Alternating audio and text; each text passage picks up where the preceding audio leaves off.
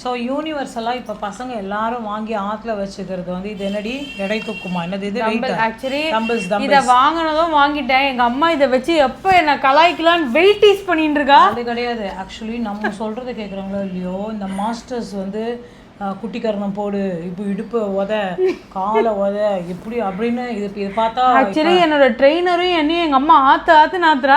அந்த மாஸ்டர்கிட்ட நான் கூட கற்றுக்கிட்ட மாட்டேன்னு அப்படின்னு கேட்டேன். ஏன்னா நாராயணி வந்து நான் அந்த ரூம்லேருந்து எட்டி பார்த்தோன்னா டெக்னாலஜி அந்த மாதிரி தான் இருக்கா அவள் பண்ணுறது.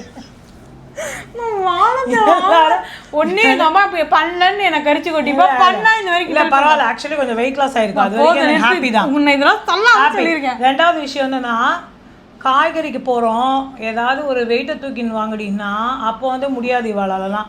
இந்த 2 கிலோ எவ்வளோடி? இது 1.5 கிலோவா 2 கிலோவா?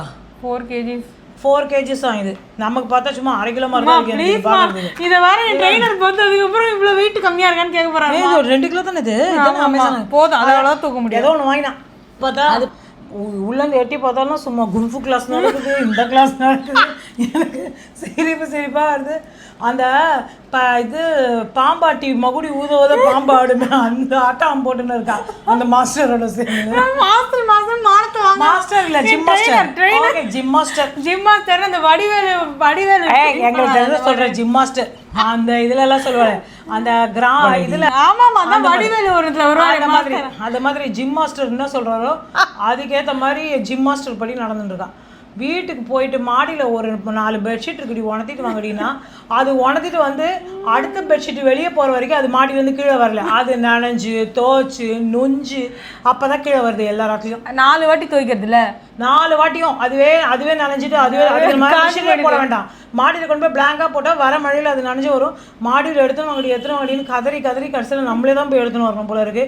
இல்லை அதுவாக கருணை கட்டி பறந்து விடும். என்ன சொன்னாலும் நீ நல்லது இது பண்ணுற. எங்கள் அம்மா டெக்னாலஜியா இனிமேல் நீயும் இந்த மாதிரி பண்ணுற இந்த தம்பிள் வச்சு. ஆக்சுவலி எங்கள் அம்மா வந்து ரொம்ப காமெடி பண்ணுறா. எல்லாருமே 40+, 30+, 20+ இதெல்லாம் நீ எனக்கு குழந்தையிலே இதெல்லாம் பழக்கப்படுத்திருக்கணும். எதுக்கு வேலை செய்டி? சரி ஓகே, அதை விட்டு வேலை செய்ய மாட்டாங்க. இனிமேல் எங்கள் அம்மாவும் இந்த டெக்னாலஜியா பண்ணுவா பாப்பீங்க. டெக்னாலஜியா. ஸோ எல்லா ராத்திலையும் இப்போ ஆக்சுவலி நாளைக்குலேருந்து நாங்கள் வந்து ஜிம் பரிதாபங்கள் அப்படின்னு ஒன்று எடுக்க போகிறோம்.